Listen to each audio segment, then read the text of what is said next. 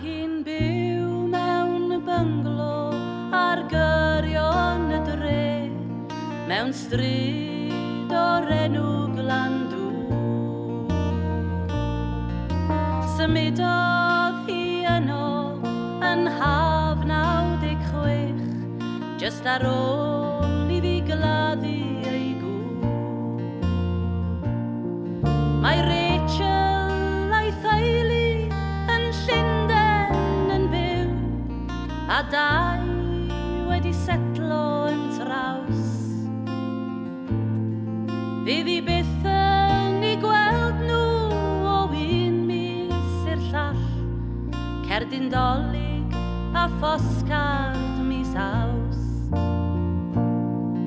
Mae'n canu hen emyn yn dair dan ei gwynt, mae hi'n deud fod o'n neud i'r dydd fynd yn gynt.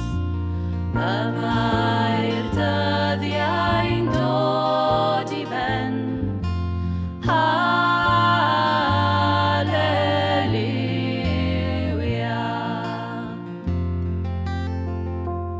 Mae hi'n meddwl yn aml am yr hen ddyddiau gynt, pan oedd pawb mor syml ei fydd. Ar ogle y biarth a chyfarth y cwn, mae hi'n cofio i henwe nhw i gyd. Bobby Jessie a Flay, a Jack, yr hen genaf a'ch drwg. Mae'n syllu drwy'r ffenest a'i dwylo yn y sinc, ac mae'r cof yn diflannu fel mwg. Mae'n canu hen emyn yn dair dan ei gwynt, mae hi'n deud fod o'n neud i'r dydd fynd yn gynt. Y mae'r dyddiau'n dod i ben,